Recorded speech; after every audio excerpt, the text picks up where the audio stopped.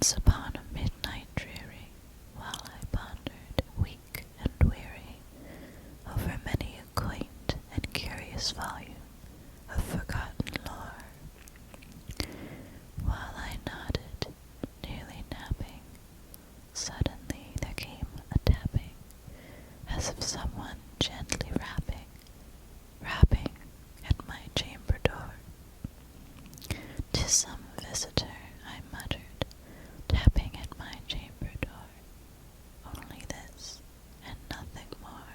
Ah, distinctly I remember, it was in the bleak December, and each separate dying ember wrought its ghost upon the floor.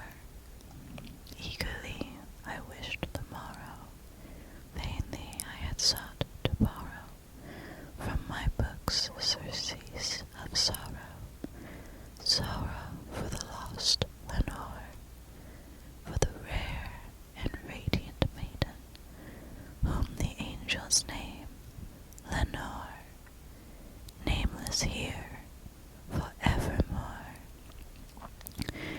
And the silken, sad, uncertain rustling of each purple curtain thrilled me, filled me with fantastic terrors never felt before, so that now, to still the beating of my heart, I stood repeating, "'Tis some visitor entreating entrance at my chamber door, some late visitor entreating entrance at my chamber door. This it is, and nothing more." Presently my soul grew stronger, hesitating then no longer. "Sir," said I, "or madam, truly your forgiveness I implore. But the fact is, I was napping, and so gently you came rapping, and so faintly you came tapping at my chamber door, that I scarce was sure I heard you. Here I opened wide the door. Darkness there, and nothing more. Deep into that darkness peering, long I stood there, wondering, fearing, doubting, dreaming dreams no mortal ever dared to dream before. But the silence was unbroken, and the darkness gave no token, and the only word there spoken was the whispered word, "Lenore." This I whispered, and an echo murmured back the word, "Lenore." Merely this, and nothing more. Back into the chamber turning, all my soul within me burning. Soon again I heard a tapping, somewhat louder than before. "Surely," said I, "surely that is something at my window lattice. Let me see then what there it is, and this mystery explore. Let my heart be still a moment, and this mystery explore. 'Tis the wind, and nothing more." Open here I flung the shutter, when, with many a flirt and flutter, in there stepped a stately raven of the saintly days of yore. Not the least obeisance made he, not a minute stopped or stayed he, but with mien of lord or lady, perched above my chamber door, perched upon a bust of Pallas just above my chamber door, perched and sat, and nothing more. Then this ebony bird beguiling my sad fancy into smiling, by the grave and stern decorum of the countenance it wore. "Though thy crest be shorn and shaven, thou," I said, "art sure no craven, ghastly, grim, and ancient raven, wandering from the nightly shore. Tell me what thy lordly name is on the night's Plutonian shore." Quoth the raven, "Nevermore." Much I marveled this ungainly fowl to hear discourse so plainly, though its answer little meaning, relevancy bore, for we cannot help agreeing that no living human being ever yet was blessed with seeing bird above his chamber door, bird or beast upon the sculptured bust above his chamber door, with such name as Nevermore.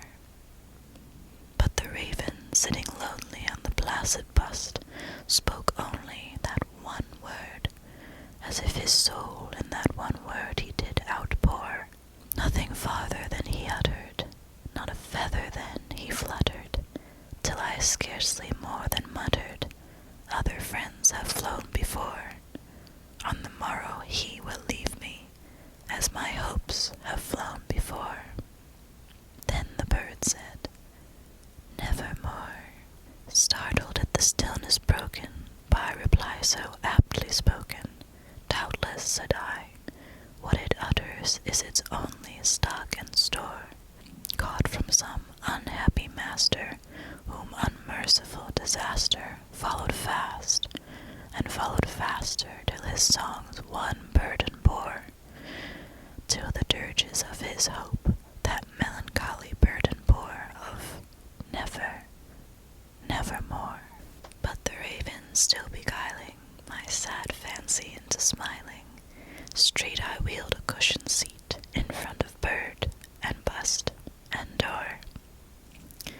Then upon the velvet sinking, I betook myself to linking fancy unto fancy, thinking what this ominous bird of yore, what this grim, ungainly, ghastly, gaunt, and ominous bird of yore meant in croaking nevermore.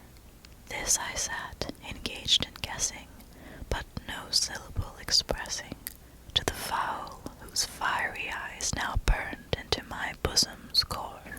This and more I sat divining, with my head at ease reclining, on the cushion's velvet lining, that the lamplight gloated o'er, but whose velvet violet lining, with the lamplight gloating o'er, she shall press, nevermore. Then methought the air grew denser, perfumed from an unseen censer, swung by seraphim, whose footfalls tinkled on the tufted floor. Wretch, I cried, thy God hath lent thee, by these angels he hath sent thee, respite, respite and nepenthe from thy memories of Lenore. Quaff, oh quaff this kind nepenthe, and forget this lost Lenore. Quoth the raven, nevermore. Prophet, said I, thing of evil, prophet still, if bird or devil, whether tempter sent, or whether tempest tossed thee here ashore, desolate, yet all undaunted, on this desert land enchanted, on this home by horror haunted. Tell me truly, I implore, is there balm in Gilead? Tell me, I implore. Quoth the raven, nevermore. Be that word our sign of parting, bird or fiend, I shrieked, upstarting. Get thee back into the tempest, and the night's Plutonian shore. Leave no black plume as a token of that lie thy soul hath spoken. Leave my loneliness unbroken. Quit the bust above my door. Take thy beak from out my heart, and take thy form from off my door. Quoth the raven, nevermore. And the raven, never flitting, still is sitting, on the pallid bust of Pallas, just above my chamber door, and his eyes have all the seeming of a demon's that is dreaming, and the lamplight o'er him, streaming, throws his shadow on the floor, and my soul from out that shadow that lies floating on the floor shall be lifted nevermore. for one.